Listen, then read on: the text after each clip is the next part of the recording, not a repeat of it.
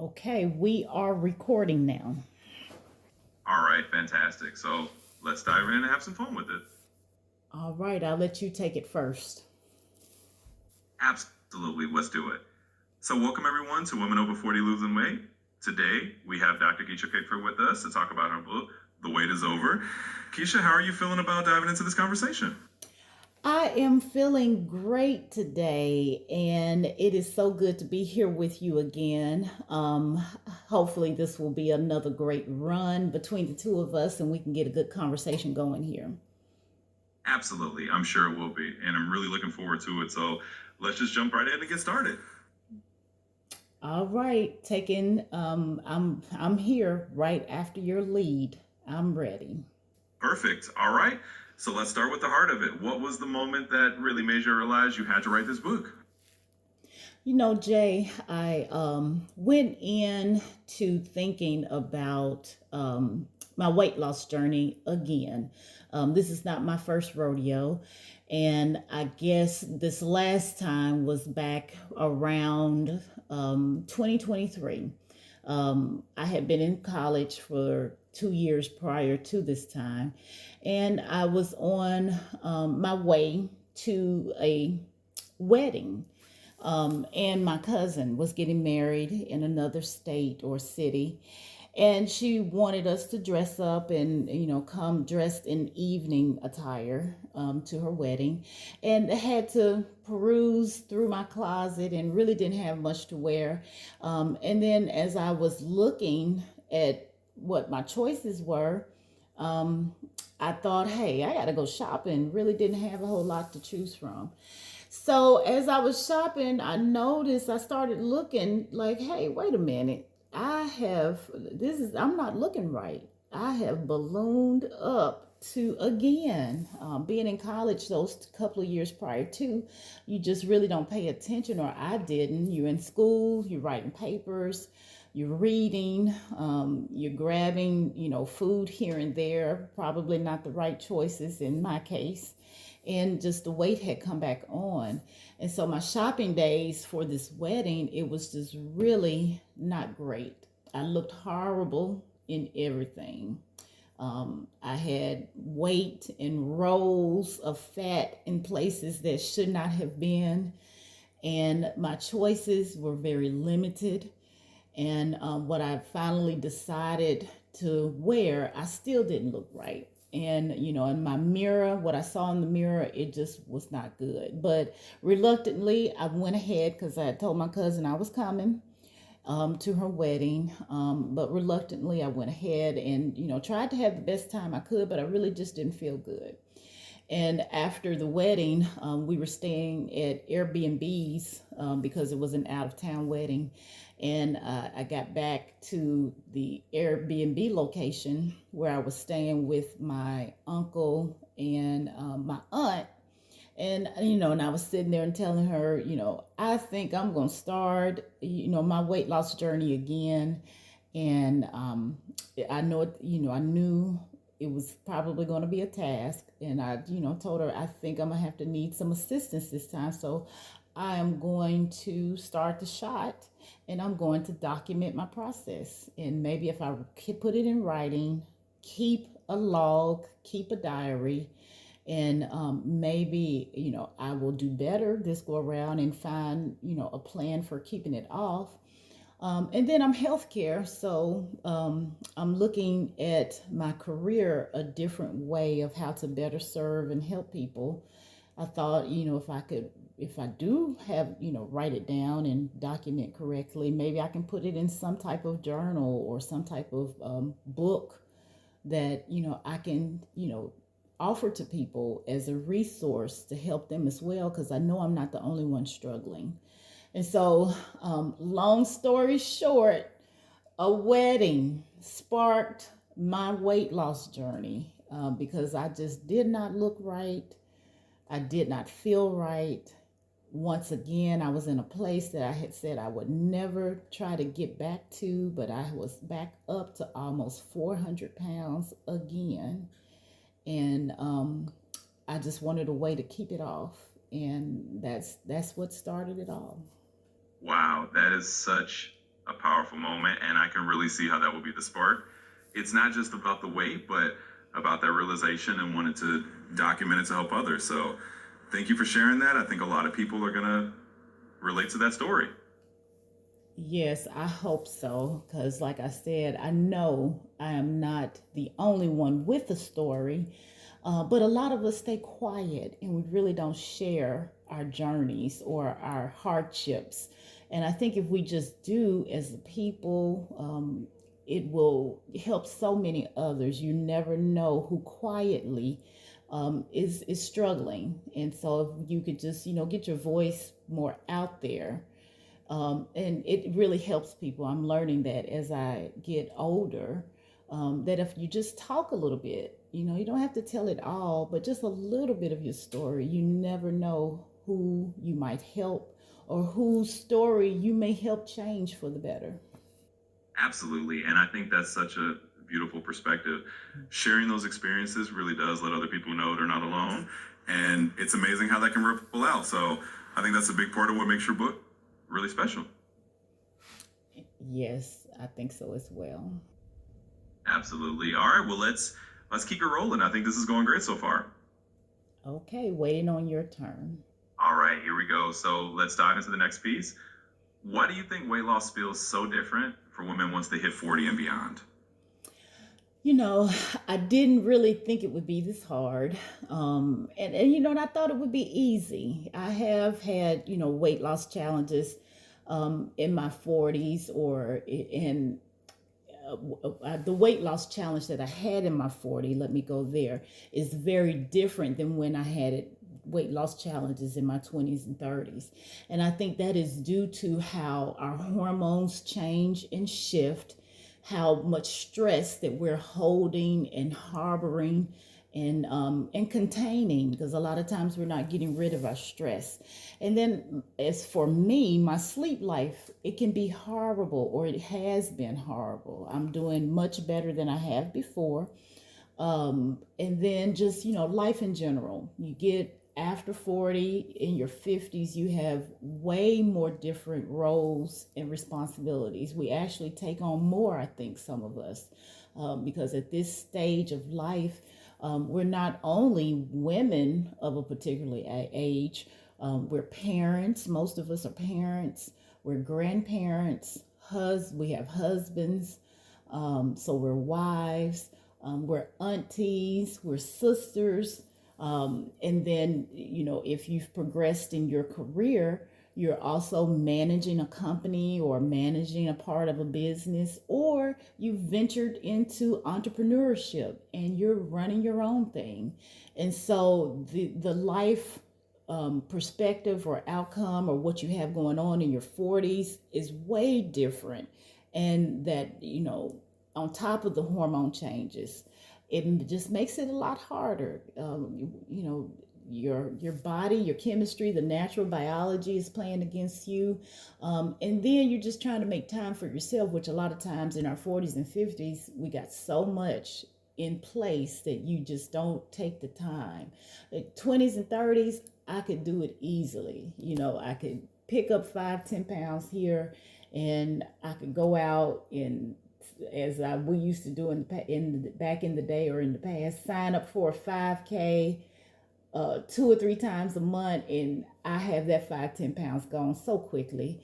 But now I got it's just so much playing against me, and I stress the hormone changes. I think are one of our biggest, especially losing the estrogen levels at this stage, and then our stress and responsibility load is playing against us, and once again, not getting sleep.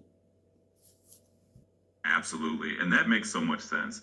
It's like this whole layer of life and biology just stacks up, and it's not just about willpower anymore. So I think it's really hopeful for people to hear that and know they're not alone in that experience. Right, right. And a lot of us don't put all of that together. I know I didn't, even though I'm healthcare. Sometimes you just don't think about yourself, and that's just being a woman at a particular stage. Um, I learned those things in school, that, the stages of life that a woman goes through, but it really didn't relate it to myself. I don't know. I know it sounds crazy, but you just really, at some point, especially healthcare people, we practice, but sometimes we don't do what we practice. And or you don't put those things in, related a lot of it to you until it really, really happens. But I guess that could be just for anybody though. Absolutely. And I think that's a really honest and relatable insight. It's like even when we know the science, living through it is a whole different thing. And I think a lot of people are going to appreciate that perspective because it just reminds them to give themselves a little grace. Yes, and I'm learning to do that a lot more in my 50s. Absolutely. And that's such a valuable lesson. So I think that's the perfect note for us to move forward on. Let's keep going. Okay, I'm ready for your next question. All right, let's do it. So let's talk about your fresh framework. Could you walk us through what each of those letters stands for and why these pillars are so important for women over 40? Yes, the fresh framework. Now, that was a framework that I came up with the help of a coach. Kisha, the coach, has a coach. And, my coach really pushed me to come get something that was more concrete, because I had a lot going on. So I developed, with her assistance, developed a fresh framework. And it's just was a way to get what I had in my brain, a systematic way to go through this process, which I never really sat down and thought about weight loss on my terms or how I thought, I wanted to do it. So after, a couple of sessions with my coach, I came up with Fresh Framework, and it's actually an acronym, and it has, meaning. Each letter has a meaning. And we can start with F. Letter F stands for food freedom and foundations, and that's just basically getting the basics and learning, setting your foundation. Kind of like a house. Every house has a foundation. Without it, it wouldn't stand for long. It would sink or it would fall. And so, in the letter F portion of Fresh, that's where what we're learning, what we're going through, and what we're establishing. Letter R, we're rewiring our mind or our brain and getting our mindset together. Which is another foundational move, but it's a standalone by itself as well, because you have to have your mind together. I don't care how well you're doing, if you don't put your head space or put your mindset in that right space for weight loss, good health, a lot of times we don't achieve it. And so we have to get our minds together. And that's what we talk about in this portion of the Fresh Framework. Letter E, it stands for elevating your habits. And so, habits, if we are not habitual about some type of goal that you want to achieve, it's going to be hard to do. So, with the letter E, we focus on getting the habits for weight loss in place, those good habits that you need. And I have established what we should be going over, or what should be the good habits that you make sure you have, no matter what weight you're at or want to maintain, or if you want to lose. If you have these core habits that I teach in the program, you should have no problem with achieving your weight loss goal or your health goal. S is going to be for simplifying the environment, making sure that what you have around you is setting you up for success. So many times we walk into situations and we just don't clean up first. And you try to put new ways, new habits, new thoughts on top of old things, old clutter that is there. And you definitely have got to straighten up your life, straighten up your home, straighten up the occurrences, the events in your life, so that you can have a good setting for success. And then letter H is just going to be honoring your whole self or your whole body. And that's just bringing all the letters together. And we figure out a way so that you can bring peace, bring tranquility, bring that stability, that calm stability that you will need to keep yourself grounded and to keep yourself successful. And that is having to do with being in prayer, being in meditation, journaling. It may be something simple as, stretching, yoga, Pilates, something that you honor and take care of yourself. But you include all the letters and you make sure that what you choose, it will help you to reflect and know that you're doing this as a self-care, a self-preservation activity for yourself to keep weight loss off, keep good health in, and gain that optimal well-being.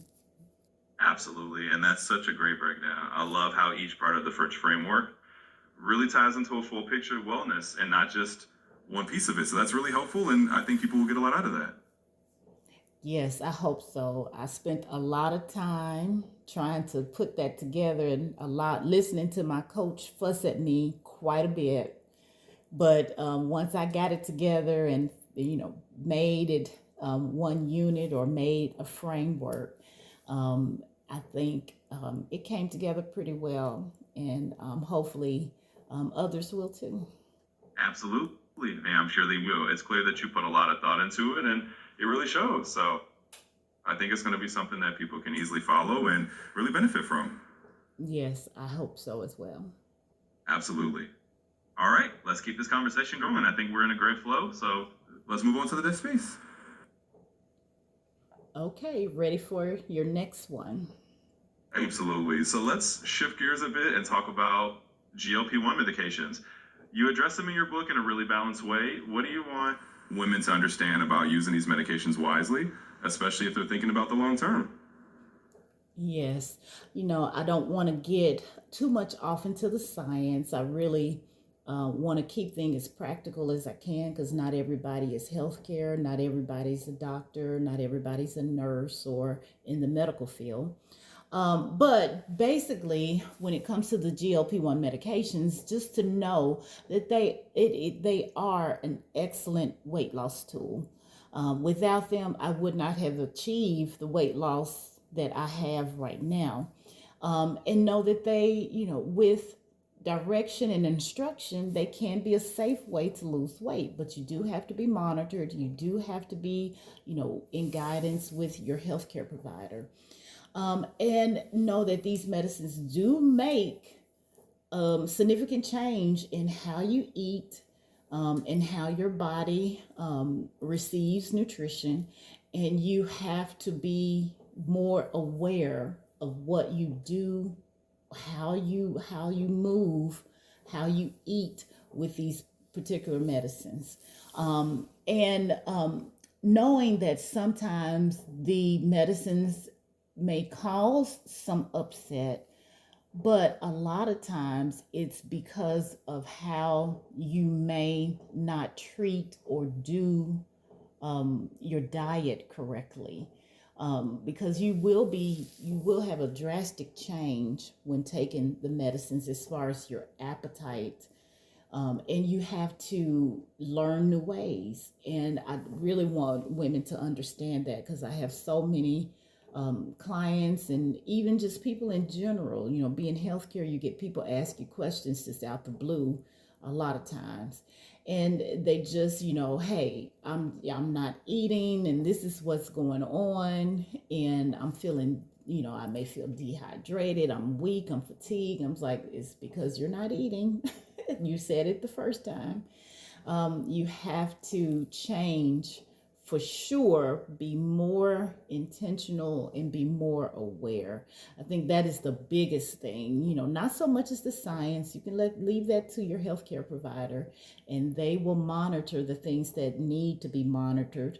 But on your end, definitely be more intentional about getting your diet in place.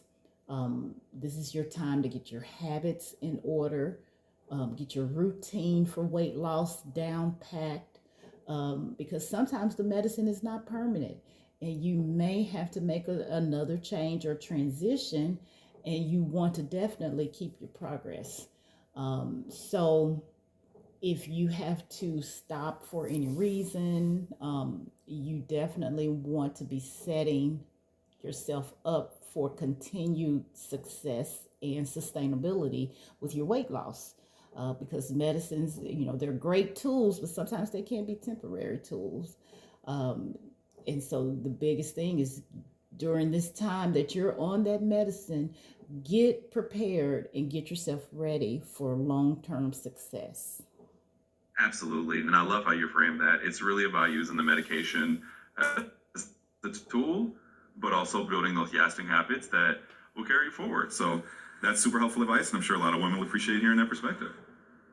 Yes, I hope so, because that's the biggest thing that I see is that so many women, they're so excited at having the weight come off that they're not, getting ready for the future. I guess we can put it simple as that. Get ready for the future, for that just in case.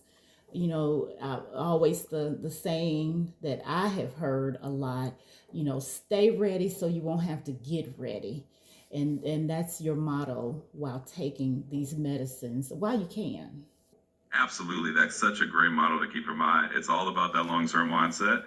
And I think that's a perfect way to put it. Stay ready so you don't have to get ready. That's a great note for everyone listening. And I think it's going to help a lot of people. Yes, I hope so. Absolutely. Well, I think that's a great place for us to start wrapping up this part of the conversation. You shared so much valuable insight, and I know everyone's going to get a lot out of it. So let's go ahead and bring it to a close and just thank you so much for sharing everything today. Okay, we can do that. I definitely wanted to make sure that we put that client story in there, Jay. And we didn't talk about what women feel like and where to get the book. So let's make sure that we address that as well. Absolutely. Let's make sure we get those in. So let's talk about that client story next, and then we'll make sure we wrap up with where everyone can get the book and how they'll feel at the end of it. So let's dive into that client story. Okay, you can lead with the question first. Absolutely. Here we go. So, can you share a client story that really stands out to you? One that kind of illustrates why this work is so meaningful and the kind of transformation you love to see? Yes, I can.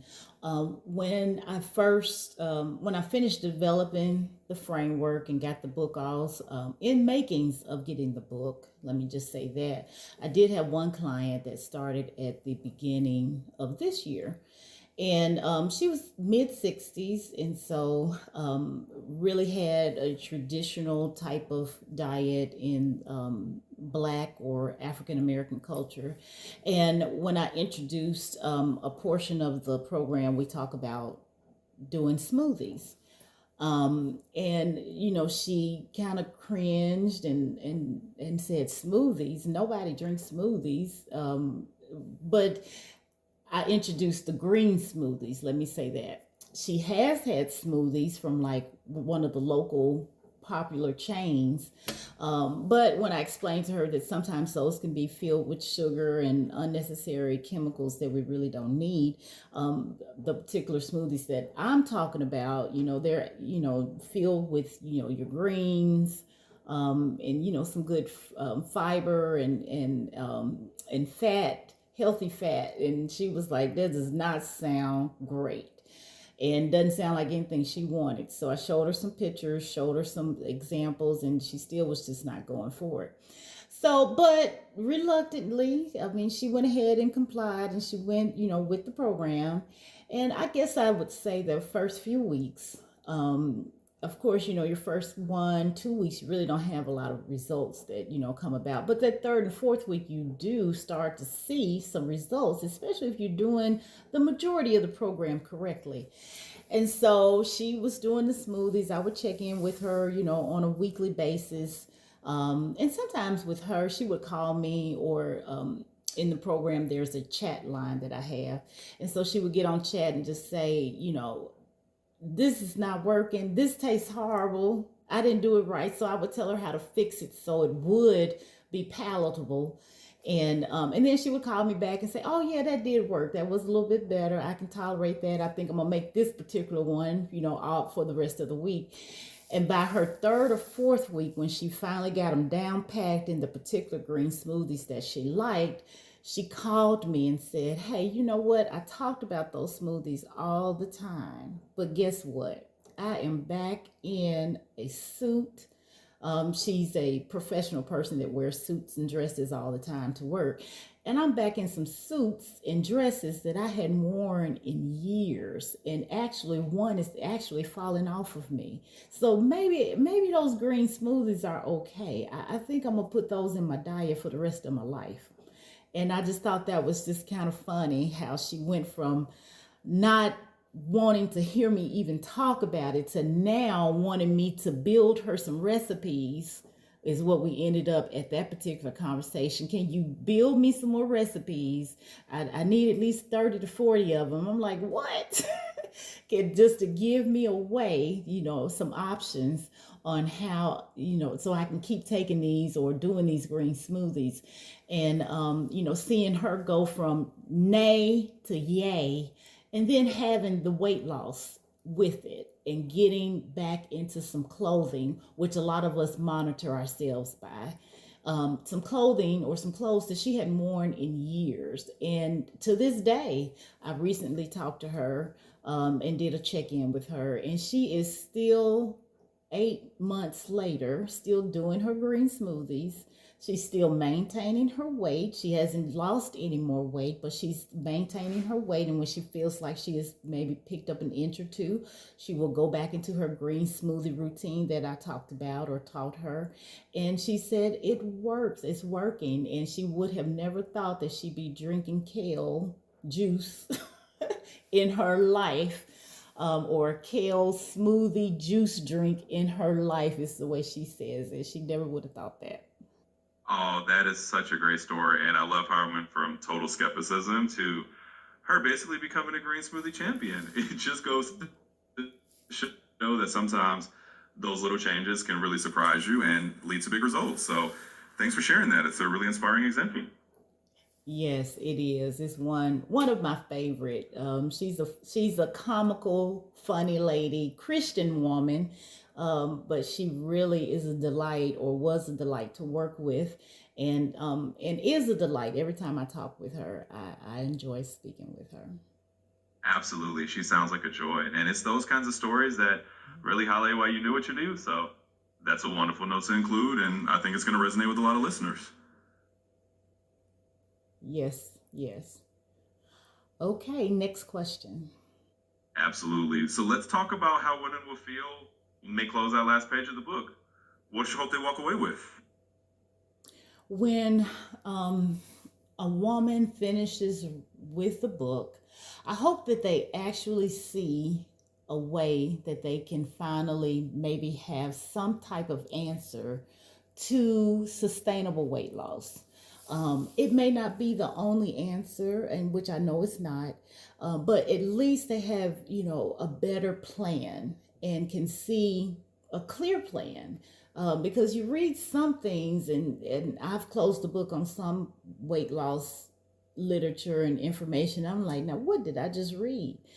I have no idea, and it's so much. Sometimes you just don't want to go back through it again. But I think with this one, I mean, it's short enough where it's not overwhelming. And then on the inside, I put a little bit of science in it, but I didn't really overwhelm. It's just a practical resource. It's really in layman's term as best as I can, to break it down. Even if you have the highest education, it's still, or not, hadn't been to college or anything at all, just a practical way to explain what I was trying to convey about how to get this weight off, or to get to a decent weight, because not everybody wants to be skinny mini. Get to a decent weight and do it and keep it off. That was my plan or my goal. And then, not have a lot of questions. And throughout the book, I try to give you some ways or some things that you can do, a few exercises that you can, put into play right then. And so when you do close that book, you have or can see an action plan, something that you can put into action the day of or the week of, or I'm going to start, the first of the month, or whatever your goal is going to be. When you close that book, you got something that you can do, because so many times I've read things and it's like I have no idea where to start. Still, I don't know what to do. It was so much in there. It was a good book, but it was so confusing, so complicated talk that they really didn't give me a way. And so I hope that when they close, The Wait Is Over, that they see that, hey, I think I got a way. There's a way that I can do this. And you really don't have to. I would like for you to, but you really don't have to call me. It's a guide that you can use, and get to that weight loss, or that healthy way, that healthy plan that you've been trying to reach. Absolutely. And that's such a great goal. I think giving people that sense of clarity and a practical plan is exactly what they need. And it sounds like that's what they'll get when they finish your book. So that's a perfect note to end on. And I think it's going to leave everyone feeling really empowered. Yes, I hope so. That was my goal, and that was my plan, to have a resource out there that was, simple enough for everybody to understand. Absolutely. And I think you've definitely achieved that. So it's been a really great conversation, and I'm sure people are going to love the book. Thanks so much for sharing everything today. You're welcome. I've really enjoyed this as well. As usual, I always enjoy conversing with you, and the back and forth banter that we may have. And the questions this go around, though, were great as well. Well, thank you so much. And I always enjoy you too. It's always a pleasure to chat with you. And I'm glad we got such a great conversation. All right, now let's go ahead and close. And I guess you lead into the closure. Absolutely. Let's wrap it up. So thank you, everyone, for joining us today. We've had an amazing conversation with Dr. Kisha Pickford about her book, The Wait Is Over. Remember, you can find it on amplehealthandweightness.com, and new episodes of Women Over 40 Losing Weight drop every Friday. So make sure to follow the show so you never miss an episode. Thanks for listening, and we'll see you next time. Yes, thank you for listening. And Jay, once again, thank you for having me and doing this Q&A with me. And I would just like to say as well, once again, amplehealthandwellness.com. You can find me and the book there 24/7 online, especially with the book purchase. And thank you once again. And we will see you next time or next week. Bye. Bye for now. It was a pleasure as always, and I'm sure everyone's going to love this episode. We'll catch y'all next time.